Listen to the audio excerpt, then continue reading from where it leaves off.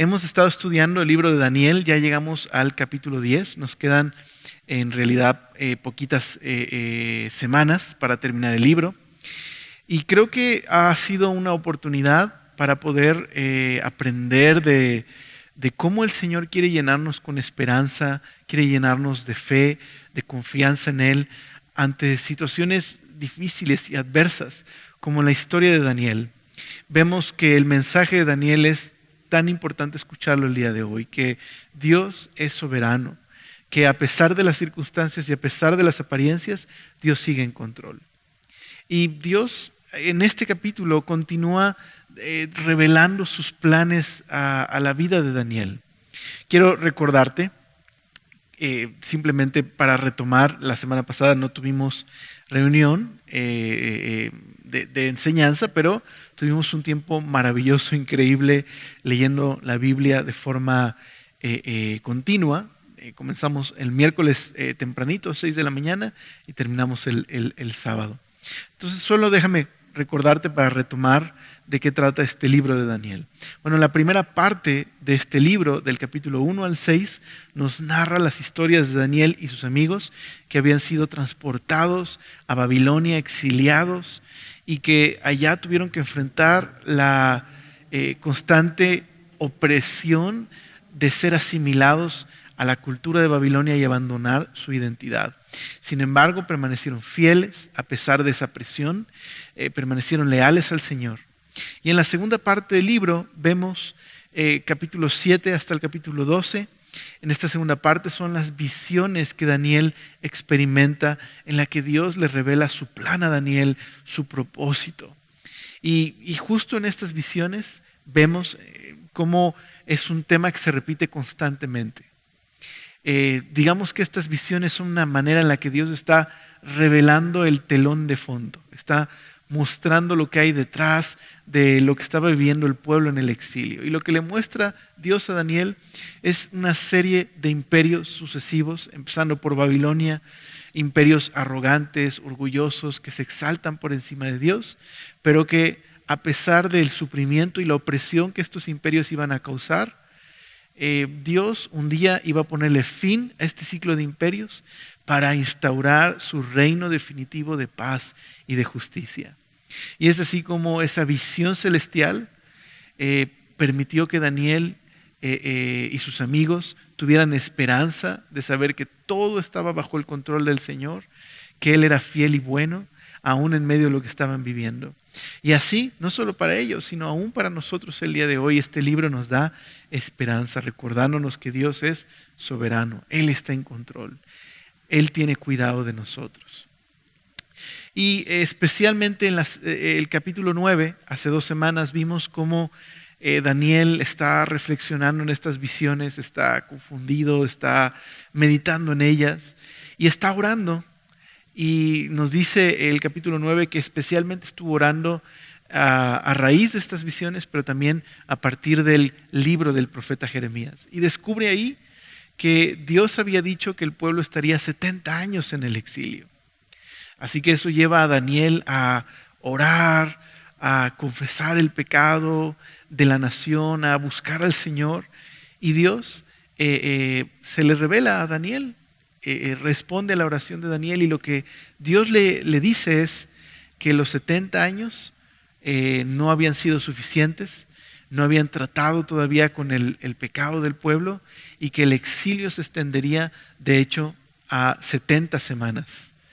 Y que algunos eruditos creen que representa unos 490 años. Es decir, el exilio era una condición que iba a requerir más tiempo. Aunque el pueblo, evidentemente, regresó del exilio a partir del gobierno de Ciro el persa, en realidad el regreso del pueblo no fue el final definitivo del exilio, sino sería una condición que se había extendido y que más adelante, a través de Jesús, Él vendría a ponerle final al exilio. Pero ahora el capítulo 10, el capítulo que hoy estudiaremos, es desde el capítulo 10 al capítulo 12, aunque solo veremos hoy el 10, es la visión final que recibe Daniel. Digamos que podríamos partir el capítulo 10, 11 y 12 así. Capítulo 10 es esta visión, bueno, más bien, perdónenme, es esta preparación para la visión que Daniel va a recibir o la explicación que va a recibir Daniel. Entonces el capítulo 10 en realidad se nos introduce a la visión. Capítulo 11 es la explicación de la visión que Daniel ha recibido. Y el capítulo 12 son las instrucciones finales que Daniel recibe debido a la visión. Así que, ¿qué sucede en el capítulo 10? Me gusta lo que dice Tremper Longman, es un comentarista bíblico que es muy reconocido, su comentario de Daniel, y él dice esto. En Daniel capítulo 10 vemos que se recorre el telón para que tengamos una visión de las realidades celestiales que se esconden detrás del conflicto humano. Es decir, Daniel ha recibido visiones en donde ve estos imperios e incluso vimos que en el capítulo 8 se identifica a los persas y a los griegos como parte de esta sucesión de imperios. Y detrás de este conflicto, de estos imperios y su opresión contra el pueblo de Dios, ¿qué hay detrás? Pues esto es lo que revela el capítulo 10, que hay una realidad espiritual paralela detrás de estos conflictos humanos. Así que creo que va a ser un capítulo muy importante para nosotros, importante entender lo que conocemos como el conflicto cósmico o la batalla espiritual. Y en Daniel se nos habla un poquito de esta batalla, la cual en realidad comenzó desde Génesis y culmina en el libro de Apocalipsis. Así que, ¿por qué no tomamos un momento para orar ahí donde estás en tu casita? Toma un minuto conmigo para orar y pedirle al Señor que nos hable y que pueda seguirnos instruyendo y pueda seguirnos transformando por medio de su palabra. ¿Me acompañas a orar? Gracias, Señor, por ser tan bueno y por permitirnos, Señor, libremente estudiar tu palabra aún en medio de la pandemia, Señor. Nos das estos recursos para poder estudiar tu palabra. Por favor, ayúdanos a poder meditar en ella, reflexionar y permite, Señor, que tu Espíritu pueda traer cambios concretos a nuestra vida a partir de poder entenderla y obedecerla, Señor. Obedecer tu palabra. Gracias por ser tan bueno, gracias por tu bondad, porque no merecemos nada y ha sido simplemente lo que Jesús hizo por nosotros, que nos permites relacionarnos contigo, Señor. Ha sido demasiado bueno. Estamos agradecidos, Señor, aún en medio de la pandemia, por tu amor, tu bondad, que nos permitas congregarnos aún de esta manera. Gracias, Señor, por nuestra iglesia. Gracias por tu amor. Gracias, Señor, por tu palabra. Gracias por ser tan bueno. Ponemos este tiempo en tus manos y te damos gracias. Amén. Muy bien, capítulo 10. Podríamos ver cómo en el verso 1 al 9 del capítulo 10 es esta introducción a un mensajero celestial que le va a dar a Daniel ánimo y fortaleza en medio de lo que está viviendo. Digamos que va a haber una visión de la gloria celestial muy similar a como, por ejemplo, Isaías o especialmente Ezequiel tuvo esta visión del trono de Dios en el exilio. Vamos a leer el verso número 1, dice capítulo 10. En el año tercero de Ciro, rey de Persia, fue revelada palabra a Daniel, llamado Beltsasar. Y la palabra era verdadera, y el conflicto grande, pero él comprendió la palabra y tuvo inteligencia en la visión. Entonces el verso 1 es una especie de introducción al capítulo, ¿no? Está en la tercera persona y nos pone incluso en el contexto histórico, pone la fecha, nos cuenta un poquito de lo que sucedió en ese momento. Se nos dice que esta situación, ¿no? Esta visión, la recibió Daniel en el año tercero de Ciro, rey de Persia. Entonces, una vez más, tenemos a Daniel bajo el reinado de los persas. Y como es el tercer año de su reinado, probablemente ya el primer contingente de exiliados ha regresado a Jerusalén bajo la dirección de Zorobabel y del sacerdote Josué, como vemos en el libro de Esdras. Pero Daniel sigue en Babilonia. Y se nos dice también que Daniel aún era llamado hasta este momento Belsasar, o se le identifica como Belsasar. Ahora, Daniel no ha sido identificado de esta manera desde hace ya varios capítulos. ¿Por qué en este momento se nos recuerda el nombre que recibió en Babilonia? Bueno, no sabemos la intención de mencionarlo de esta forma, pero quizás es una manera de recordarnos lo que vimos en el capítulo 9, que Daniel se quedaría en el exilio, no regresaría a Jerusalén, pero también como el exilio, a pesar del regreso del pueblo por grupos pequeños, en realidad el exilio era una condición que no terminaría en ese momento, sino faltaría algo para que terminara el exilio. Bueno, no lo sabemos, pero se nos recuerda el nombre Daniel en Babilonia, que era Belsasar. Y también se nos dice que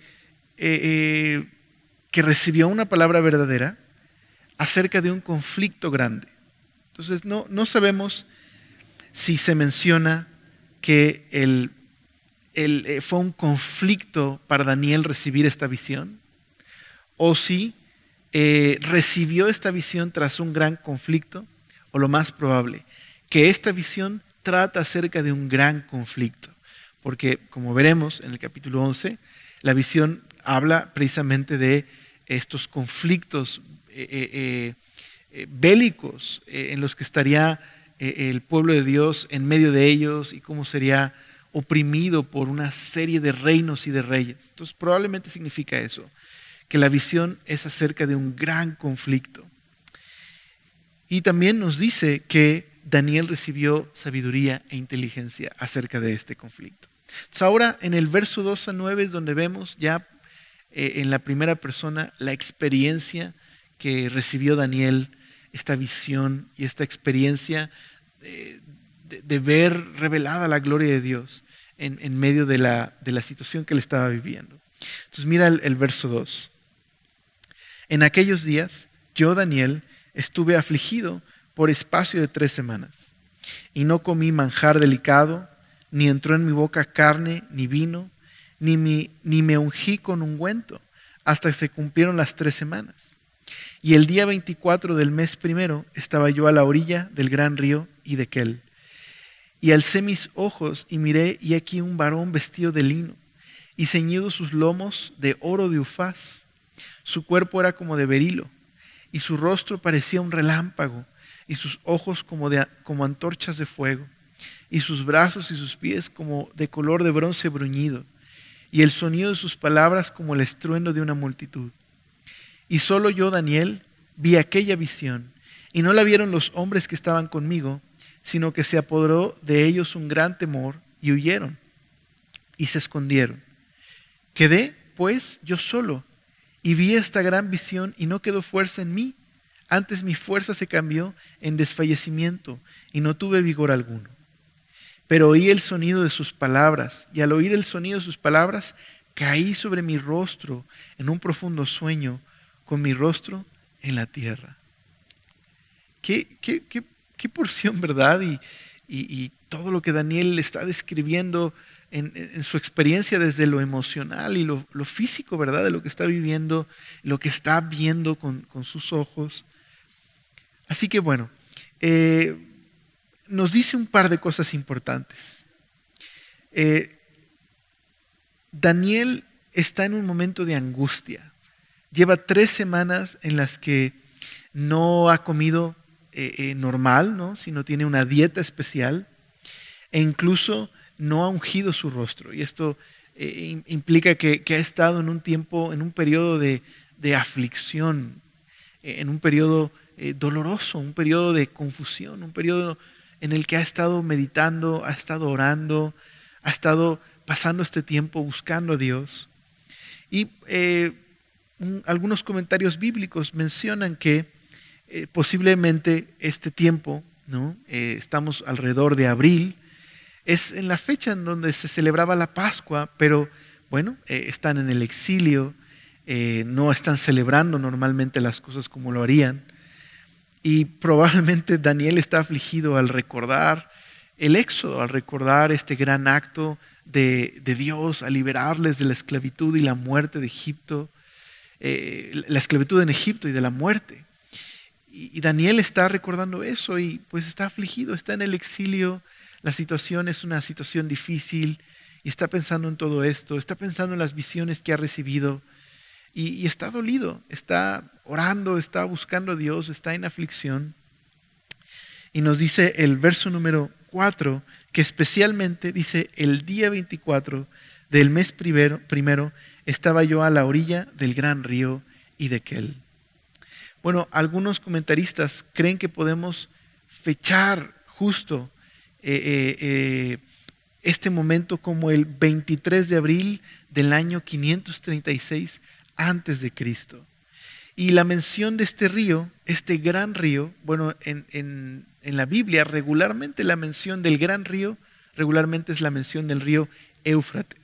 Pero algunos creen que este río es la mención del río Tigris. Bueno, indistinto de cuál de estos dos ríos sea, lo importante es lo que sucede aquí, que estando con otros en este río, en Babilonia, ahora bajo los persas, es que recibe esta visión. Y es muy interesante porque Ezequiel tiene una visión muy similar, muy similar. También en Babilonia, junto al río Quebar, es que tiene una revelación de la gloria de Dios, ¿no? En el capítulo 1 del libro de Ezequiel vemos estos seres celestiales y el trono de Dios y la gloria de Dios. Y Daniel ve algo muy similar a lo que Ezequiel ve. Ahora, qué interesante es esto. Déjame detenerme un momento. En un momento de aflicción, de dolor, de preocupación para Daniel, Dios le da una revelación de su gloria. Y es una manera de recordarle a Daniel que Dios está en control, ¿verdad? Que Dios es soberano, que Él es bueno, que Él está atento a las oraciones de los suyos. Y Daniel tiene esta revelación de su gloria en medio de su preocupación, en medio de lo que él está viviendo. Puede recordar que a pesar de las circunstancias y de las apariencias, Dios está en control. En un momento de confusión, de oración, él recibe esta visión. ¿Y qué es lo que ve?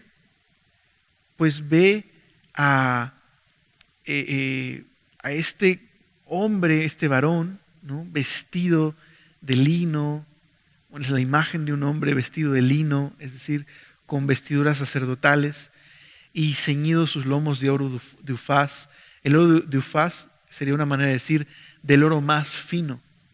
De hecho, déjame leerte en una versión sencilla lo que ve Daniel.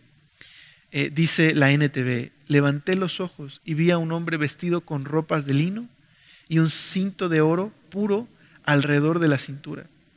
Su cuerpo tenía aspecto de una piedra preciosa.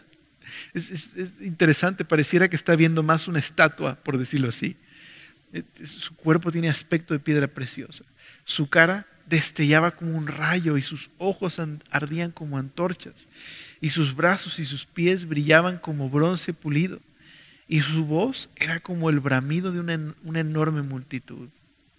Entonces, ¿a quién está viendo Daniel?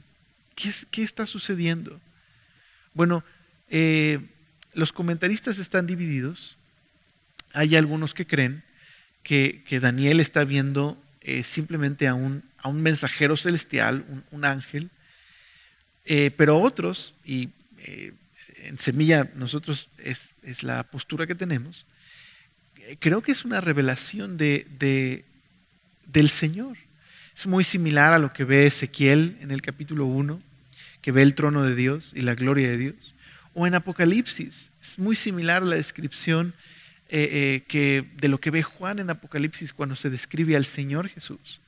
Entonces, creo que esta es una revelación del Señor, está viendo su gloria, está viendo aquel que sus ojos son como llamas de fuego y nada está oculto a su mirada, lo ve todo, lo discierne todo, aquel que es el verdadero juez, aquel que es el dueño de todas las cosas, el creador, está viendo al Señor, está viendo una descripción de la gloria de Dios a través de esta visión.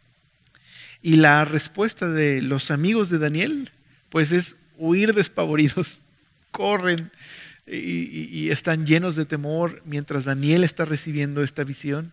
Pero también Daniel mismo dice el verso número 8 que quedó solo, quedó sin fuerzas y se cambió en desfallecimiento su fuerza y no tuvo vigor alguno. Entonces Daniel queda sin fuerzas y queda prácticamente solo y aterrado. De hecho, la NTV dice que su rostro se volvió mortalmente pálido. Entonces, ahí está Daniel en el piso, aterrado, solo, sus compañeros dispersos, ¿no?, ante la visión. Y es en ese momento, que Daniel va a recibir fuerzas, va a recibir ánimo en varias ocasiones y se le va a recordar que Dios está con él, que Dios escucha sus oraciones y que Dios está en control. Entonces, a partir del verso 10, vamos a leer hasta el verso 12, mira esta respuesta a la oración de Daniel. Dice el verso 10, he aquí una mano me tocó e hizo que me pusiese sobre mis rodillas y sobre las palmas de mis manos. Y me dijo, Daniel, varón muy amado, está atento a las palabras que te hablaré y ponte en pie, porque a ti he sido enviado ahora. Mientras hablaba esto conmigo, me puse en pie temblando. Entonces me dijo, Daniel, no temas, porque desde el primer día que dispusiste tu corazón a entender y a humillarte en la presencia de tu Dios, fueron oídas tus palabras, y a causa de tus palabras yo he venido. Entonces es muy probable que este ser que ahora pone su mano en Daniel y que Daniel recupera sus fuerzas, no sea el mismo que se describe en la visión como con cuerpo de berilo y con cinturón de oro puro. Más bien es muy probable que este otro ser sea un ser angelical, que es muy probable que sea Gabriel, porque en Daniel, por lo menos, quien entrega, el ser celestial, angelical, que entrega los mensajes de parte de Dios a Daniel, regularmente ha sido Gabriel. Entonces es probable que sea Gabriel y más adelante vamos a ver por qué. Entonces este ser angelical, Gabriel, este mensajero celestial, pone su mano sobre Daniel, le da fuerza para que se pueda levantar y también le da fuerza por medio de un mensaje.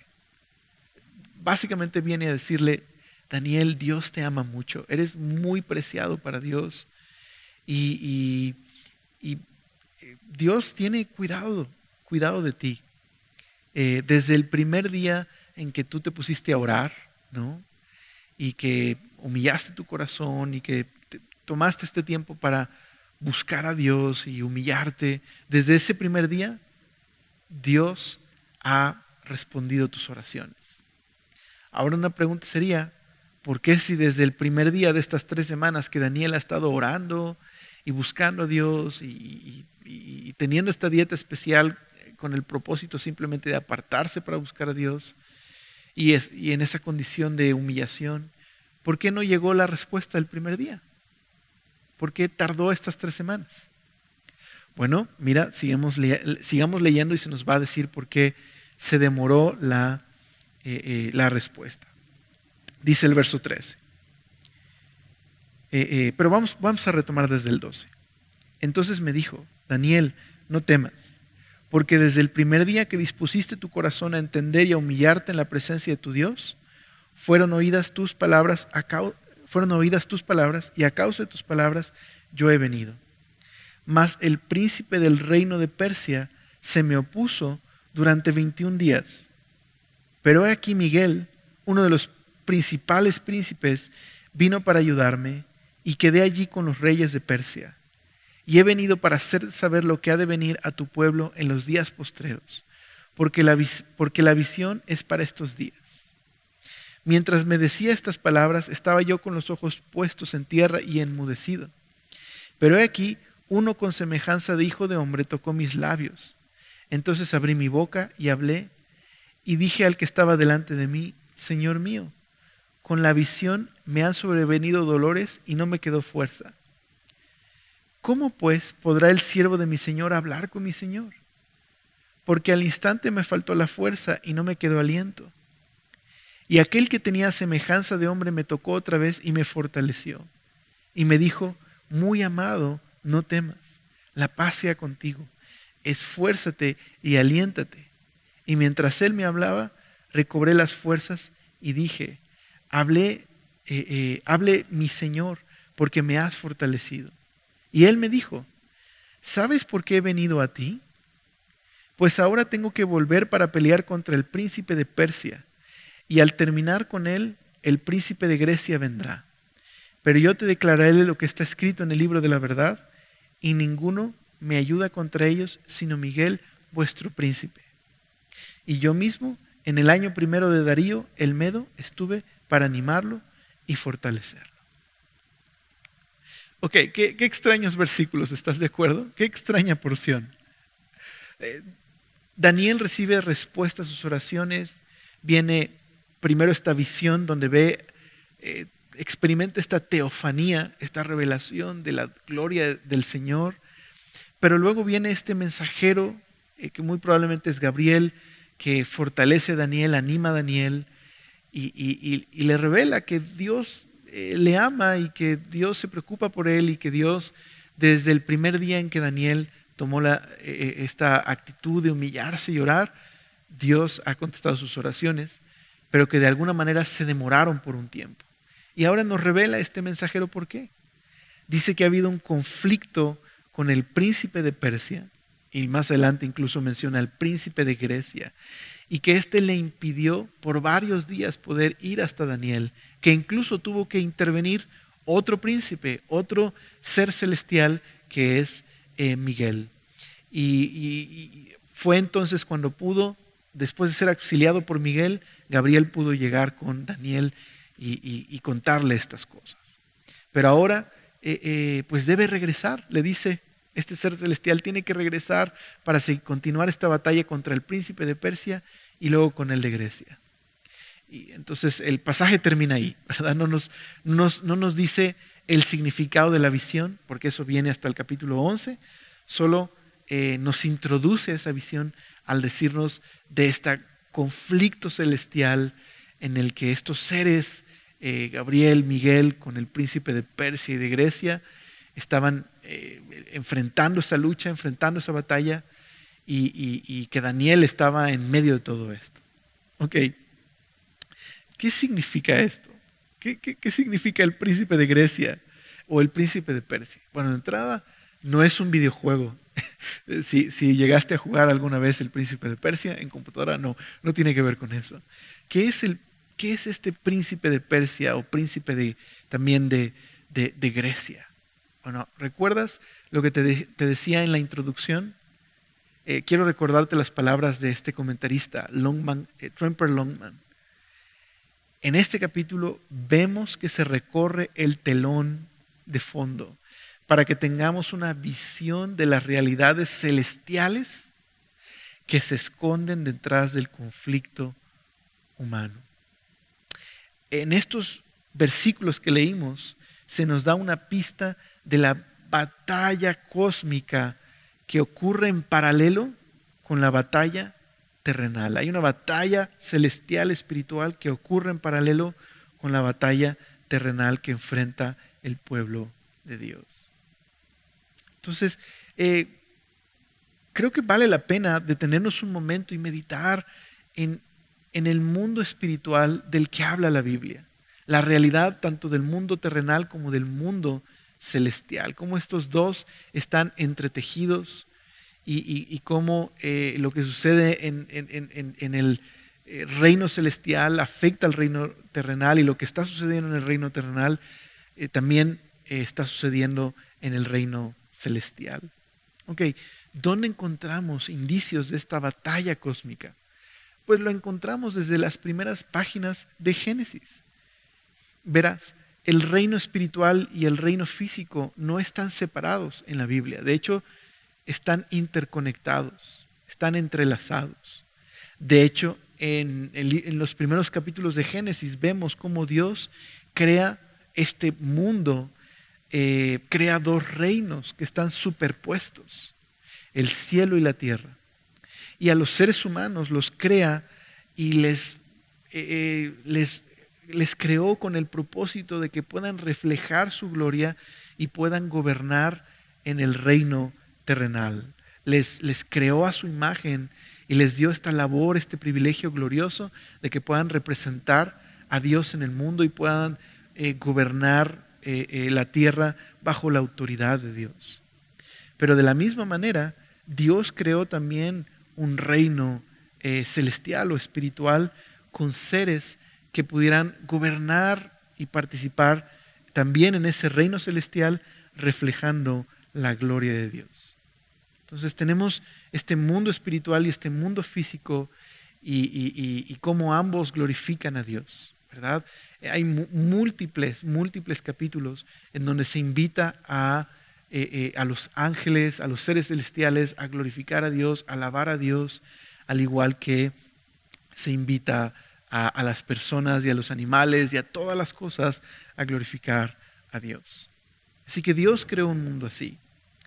Sin embargo, en la historia bíblica, en los primeros capítulos, encontramos que los seres humanos se rebelan contra Dios. Se rebelan porque creen la mentira de un ser que aparece en la historia, la serpiente, y creen la mentira de tratar de ser su propio Dios, se rebelan contra Dios. Y más adelante nos damos cuenta que esta serpiente en realidad es parte de una rebelión también de seres espirituales. Y esta rebelión humana culmina en Babel, culmina en la creación de Babilonia, que es completamente lo contrario a Edén. Y ahí es donde nos damos cuenta que detrás de esta rebelión humana también está esta rebelión espiritual, esta rebelión maligna, y por lo tanto corren en paralelo. Detrás de la rebelión humana hay una rebelión a nivel cósmico, una rebelión espiritual que está causando estragos, caos y desorden en el mundo. Por eso en la Biblia hay pasajes donde la característica que hemos visto de estos reyes humanos en Daniel, que son arrogantes, que se exaltan por encima de Dios, también se le atribuyen a seres espirituales. Por ejemplo, en Isaías capítulo 14, verso 13 y 14, Isaías está hablando contra el rey de Babilonia, pero de pronto empieza a hablar de una realidad espiritual detrás del rey de Babilonia y dice así: decías en tu corazón, subiré hasta los cielos, levantaré mi trono por encima de las estrellas de Dios y gobernaré desde el extremo norte, en el monte de la reunión. Subiré a la cresta de las más altas nubes y seré semejante al Altísimo. O más adelante Isaías, en el capítulo 24, verso 21, déjame leértelo en la NBI, ¿no? Leí anteriormente también otra versión sencilla, pero déjame leerte la NBI, cómo vemos esta realidad tanto espiritual como también física. Dice Isaías 24, 21 en la NBI. Está hablando de el día del Señor, el día cuando Dios traiga su reino. Dice, en aquel día el Señor castigará a los poderes celestiales en el cielo y a los reyes terrenales en la tierra.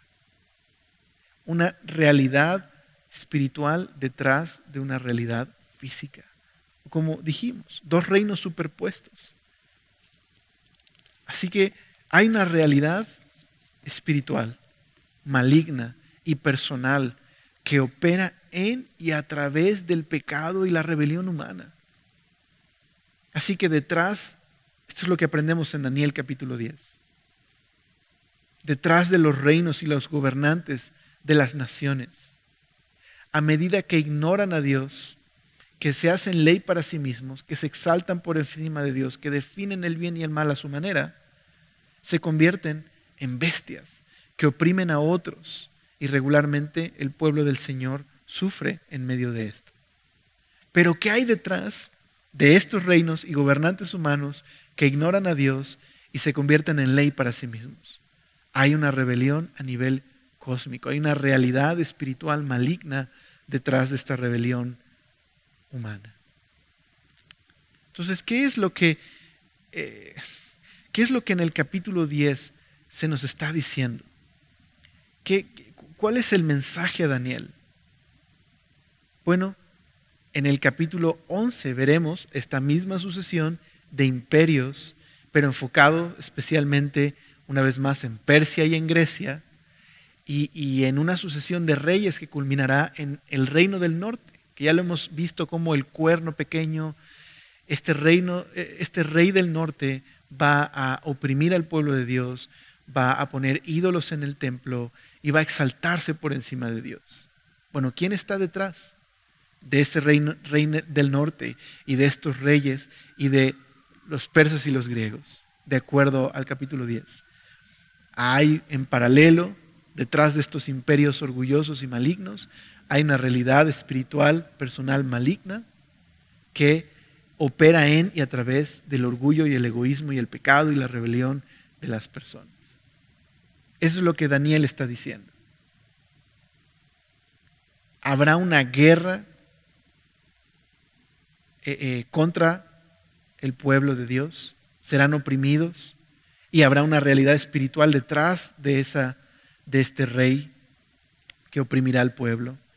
Y aunque aparentemente pareciera que están venciendo el mal y la injusticia y el pecado y este rey que va a traer conflicto contra el pueblo, pareciera que está venciendo. Pero en realidad, ¿qué es lo que le muestra Dios a Daniel? Que Dios está en control, que Dios es soberano, que nada se le escapa de sus manos. De hecho, por eso dice el final en el verso 21 del capítulo 10, pero yo te declararé lo que está escrito en el libro de la verdad. Es decir, Dios tiene el control, Dios sabe lo que va a suceder, Dios tiene conocimiento del pasado, del presente y del futuro. Y podemos confiar en que Él es soberano y Él es bueno. Eso es lo que le está diciendo Daniel. Daniel, viene un periodo de mucho sufrimiento, viene un periodo doloroso. Vendrán todos estos reyes, culminando en este rey que traerá gran dolor y tribulación al pueblo. Y hay una realidad espiritual detrás de todo esto.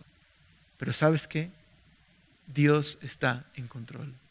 Puedes confiar en Él, en que Dios tiene cuidado y que un día va a ponerle fin a todo esto y va a establecer su reino de justicia y paz. Pero entonces, ¿qué significa este capítulo para nosotros? ¿Cómo podemos aplicar este capítulo a nuestra vida, a nuestras circunstancias, a lo que estamos viviendo el día de hoy? Bueno, quisiera yo enfocarme en dos cosas que creo que este capítulo nos lleva a meditar, nos invita a reflexionar. Número uno, la realidad de la batalla espiritual que enfrentamos.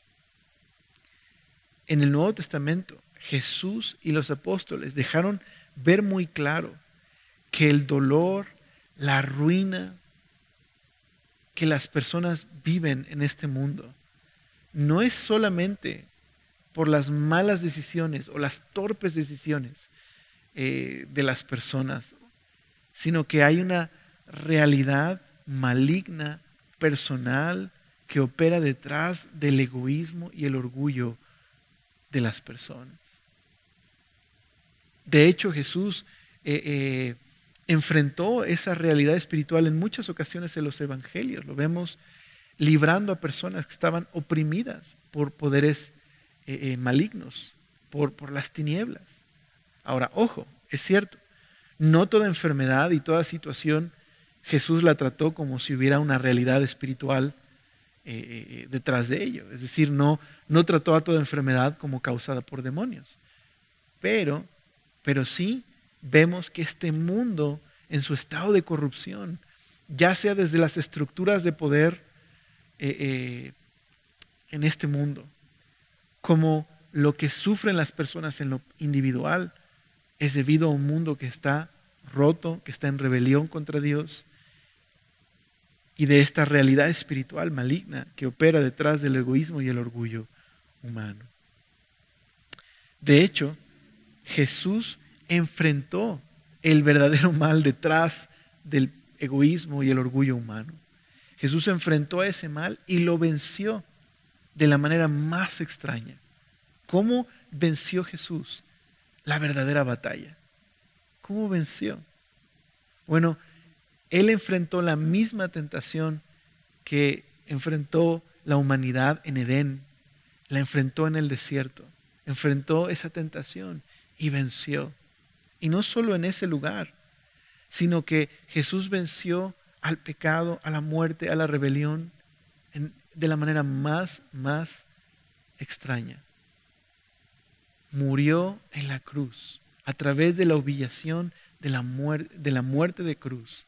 Y su resurrección es que Jesús venció al verdadero mal detrás del pecado humano, de la rebelión humana.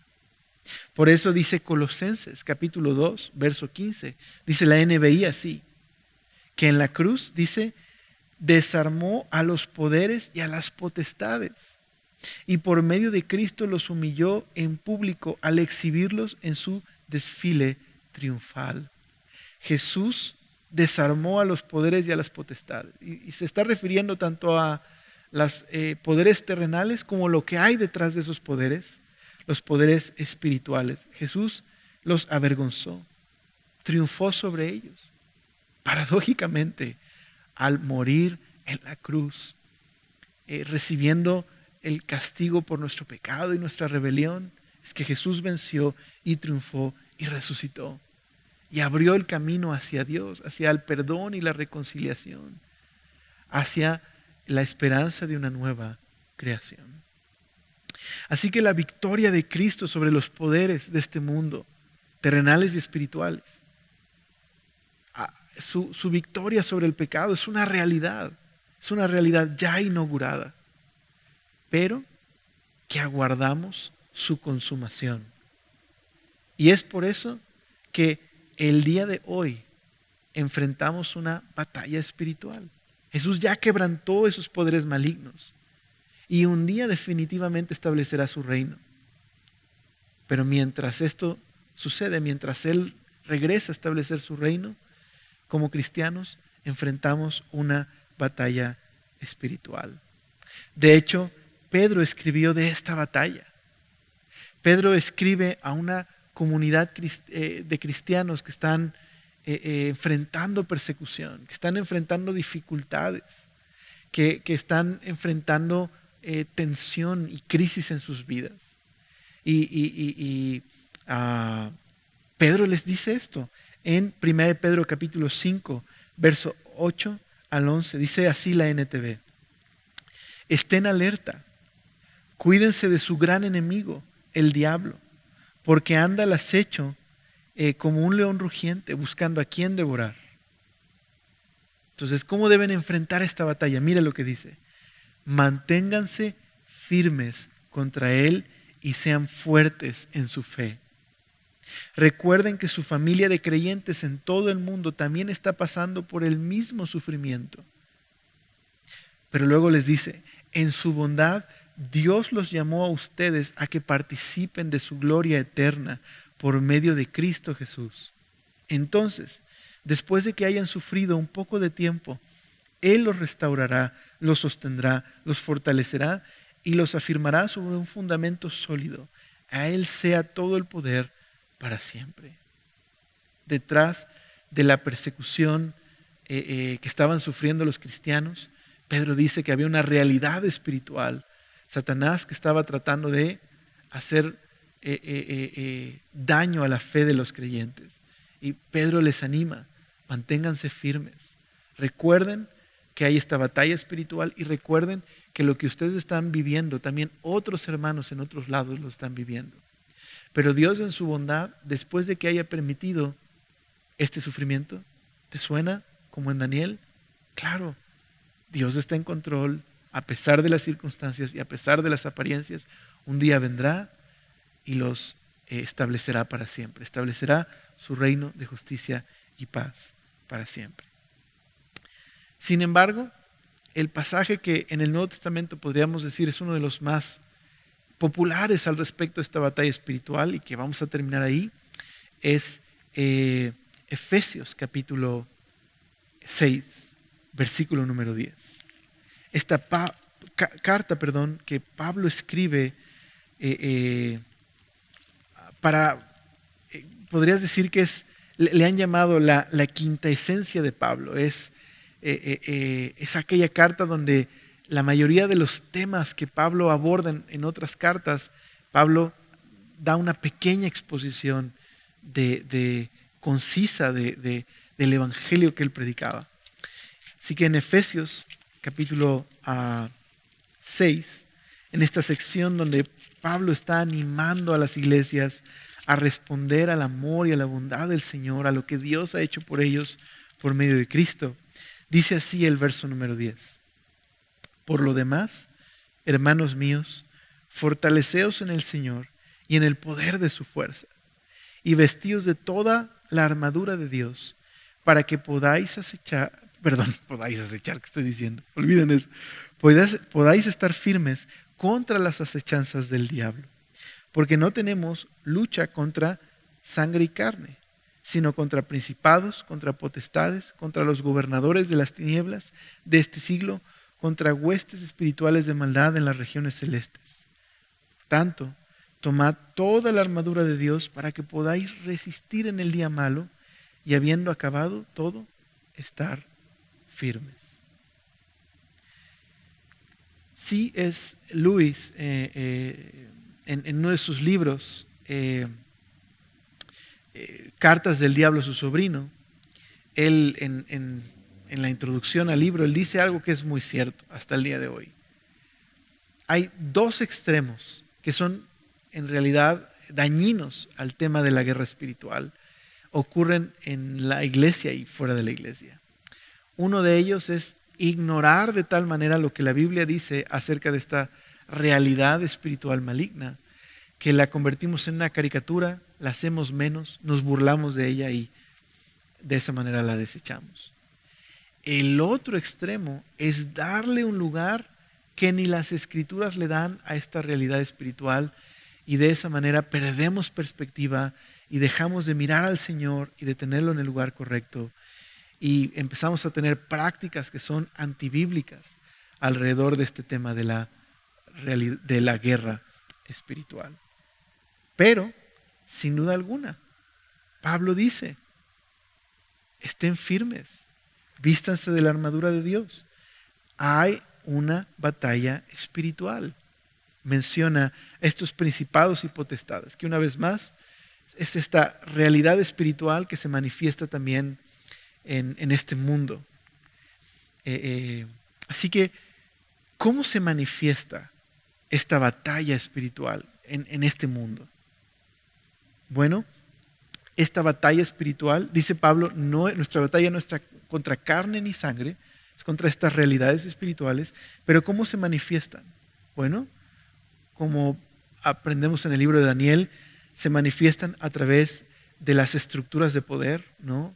A través de este mundo, ¿no? y la corrupción y la injusticia en el mundo. Se manifiesta también, es decir, detrás de las ambiciones humanas, pues, detrás del egoísmo humano, a través de sus ambiciones de poder, su codicia, a través de la corrupción humana es que se puede manifestar. También se manifiesta detrás de los ídolos, ¿no? Detrás de nuestra búsqueda de poder, de la codicia humana, detrás de nuestra búsqueda de más y más placer para nosotros mismos. Podrías decir que se manifiesta, por ejemplo, en el quebranto sexual, ¿no? En esta lucha, no sé por qué estoy haciendo eso, perdónenme. No sé por qué dije eso. Perdonen, por favor. No sé si sepan, pero yo tengo fama de combinar palabras y hacer mi propio diccionario de epidemia teológica. Entonces, bueno, una de estas palabras que me inventé, a lo mejor a ustedes la recuerdan, es el famoso pecaño, ¿no? Que uní la palabra pecado con daño. Entonces, para Para más facilidad el pecaño. Bueno, ya inventé otra palabra aquí. Eh, eh, bueno, eh, eh, detrás de la ambición de poder, detrás de la búsqueda de placer, está ahí esta realidad espiritual maligna que se aprovecha de nuestra ambición y nuestra corrupción para llevarnos al quebranto, a un mundo de corrupción, de caos, a traer dolor y sufrimiento a este mundo. Pero también puede manifestarse en la iglesia de esta manera.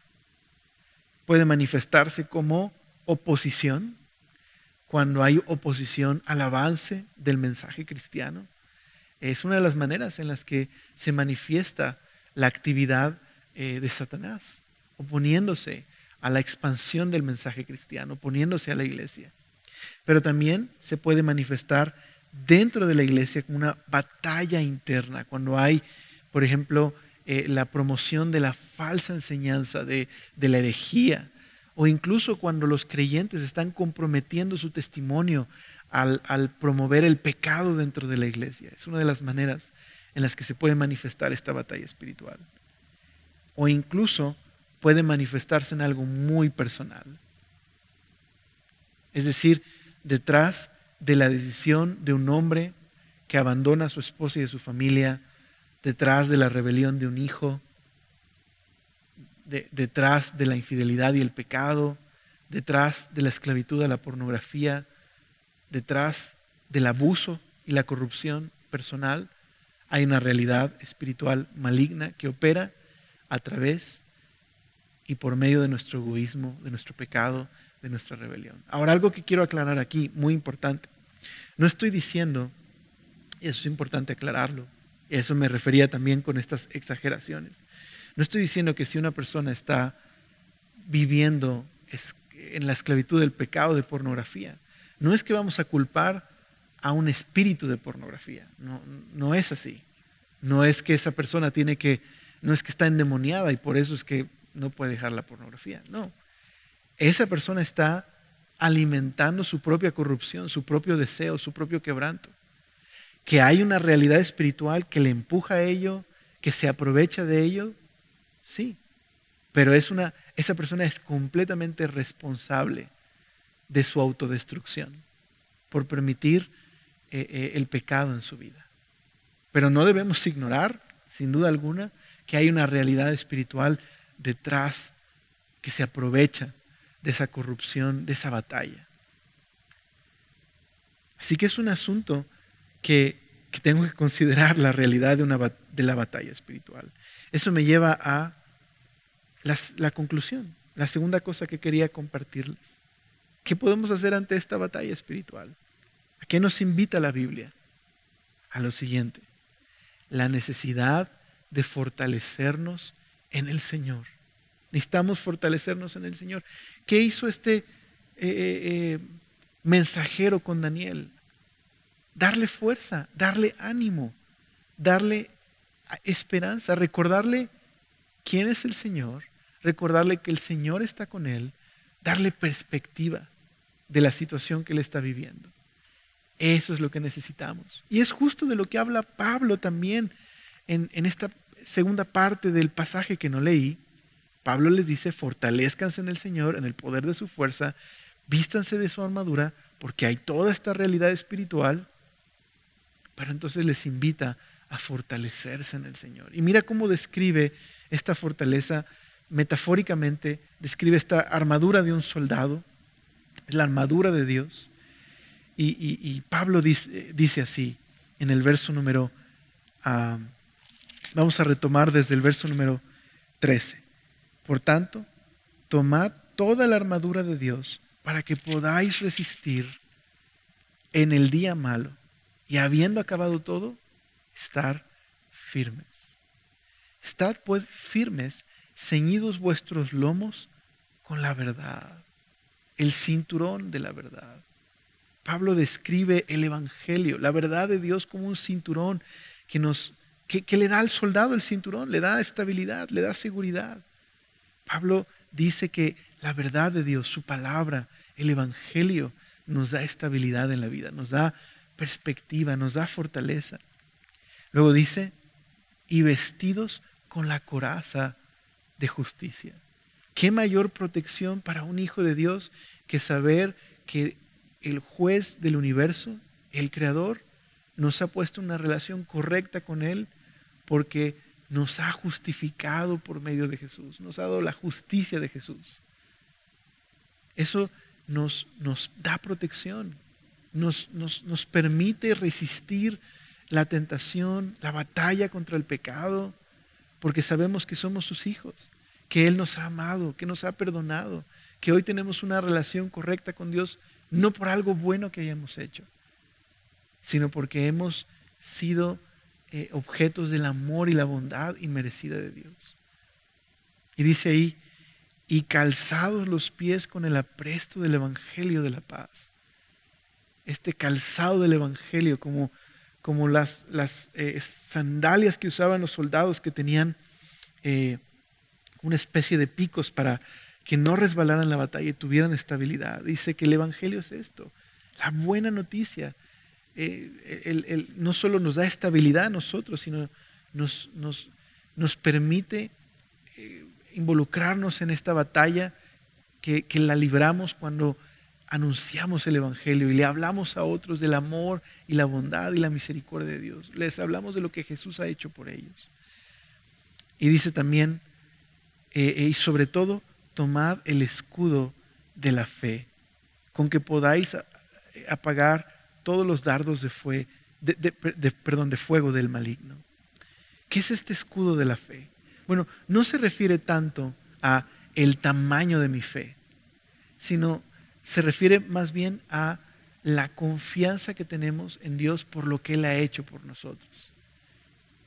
Este es el escudo de la fe, que Dios es digno de confianza, que Él ha revelado su amor a nosotros, que en Jesús tenemos salvación, que Él murió y resucitó por nosotros. Y tenemos una firme esperanza, una firme confianza en lo que Dios ha hecho por nosotros. Él es digno de que pongamos nuestra esperanza y nuestra confianza en Él. Es ahí donde tenemos seguridad. Este es el escudo de la fe. Y interesantemente los romanos en sus estrategias de batalla, una de sus famosas estrategias era el poner escudos adelante, arriba, detrás, para guardarse de las flechas. Y de esa manera probablemente Pablo está pensando en la fe también en este sentido de lo que compartimos como iglesia, que confiamos en el Señor y tenemos su palabra y Dios nos ha dado esperanza y podemos animarnos unos a otros. Pero luego dice, tomad el yelmo de la salvación. De la misma manera, tenemos seguridad de que somos sus hijos, de que Él nos ha salvado. ¿Qué mejor seguridad que saber que somos parte de la familia de Dios, sin haberlo ganado, sino por recibirlo a través de poner nuestra esperanza en Jesús? Y luego habla de la espada del Espíritu, que es la palabra de Dios. Tenemos su palabra, tenemos el regalo precioso de la revelación de Dios que nos puede dar sabiduría y dirección en la vida. Y por último dice, orando en todo tiempo, con toda oración y súplica en el Espíritu, y velando en ello con toda perseverancia y súplica por los santos. Tenemos la oración, tenemos este privilegio de que podemos, como Daniel, orar. Y sabes una cosa, lo que es cierto de Daniel también es cierto de nosotros. Somos amados por Dios. En esta misma carta, te invito al ratito en tu casa que leas el capítulo 1 y 2 de esta carta. Pero Pablo dice que hemos sido amados, aceptados, recibidos en la familia de Dios, bendecidos con toda clase de bendición espiritual en los lugares celestiales, en Cristo Jesús. Entonces, como Daniel, ¿qué necesitamos en la batalla espiritual? Perspectiva y ser fortalecidos. Y a través de su palabra podemos conocer quién es Dios, qué es lo que Él ha hecho por medio de Jesús por nosotros. Y podemos saber lo que nos espera en el futuro. Que que nuestro futuro está seguro en sus manos.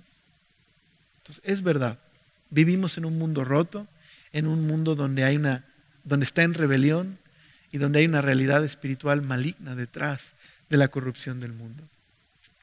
Y donde estamos expuestos al conflicto, tanto de la oposición a la iglesia, como la realidad de una batalla interna y una batalla en nuestros propios hogares, con nuestra familia. Pero ¿sabes algo? Dios te ama. No sé si estás enfrentando algo en casa, pero quiero decirte esto, que Dios te ama. Y que no tienes que ganar una victoria en esta batalla. Puedes aferrarte a la victoria que ya es tuya porque Jesús ha vencido en la cruz. Y lo que te invita el Señor es a que confíes en Él, a que resistas en la fe, a que permanezcas en Él, a que te aferres a su palabra, a que confíes en su amor, a que recuerdes que a pesar de las apariencias y las circunstancias, Dios es fiel. Y que entonces, en medio de lo que estés viviendo, tomes decisiones de obedecer al Señor, de amar al Señor, de vivir para el Señor, porque Él es bueno y Él va a fortalecerte. Y Él nos ha regalado todas estas cosas preciosas que leímos, ¿verdad? La seguridad de saber que somos suyos, de que nos ama, tenemos su espíritu, su palabra y que podemos confiar en Él. ¿Te parece si terminamos orando y así despedimos el día de hoy? Señor, gracias por ser tan bueno y gracias por tu palabra, Señor, que una vez más nos da perspectiva, nos recuerda, Señor, quiénes somos, quién eres tú, qué es lo que has hecho por nosotros. Señor, ayúdanos a darle a la batalla espiritual el lugar correcto que debe de tener y recordar, Señor, que nuestra participación en esta batalla no es otra cosa sino aferrarnos a tu victoria, confiar en ti, fortalecernos en ti, Señor, mantenernos en tu palabra, Señor, que nos da dirección, nos da esperanza, nos alimenta en esta batalla, Señor. Señor, tú conoces lo que está sucediendo en cada uno de los hogares de mis hermanos. Señor, fortalécelos en la batalla espiritual. Si están batallando con algún pecado, regálales el día de hoy saber que les amas y que tú les puedes dar libertad. Si están batallando con la pérdida, con una tragedia familiar, con alguna situación dolorosa, regálales, Señor, ver que tú eres fiel y que tú eres bueno y que tú estás ahí para suplir sus necesidades. Señor, pero sobre todo ayúdanos a ver que en este mundo caído, en este mundo donde hay corrupción, donde hay dolor, tú has triunfado sobre el mundo. Tú volverás, Señor, y establecerás un reino de justicia y paz. Y nosotros, Señor, podemos confiar en que somos tuyos y que un día, Señor, podremos ver ese reino precioso de justicia y paz. Pero mientras tanto, Señor, gracias porque tú nos has dado tu espíritu y tu amor y tu palabra y el día de hoy nos sostienes día con día. Gracias, Señor.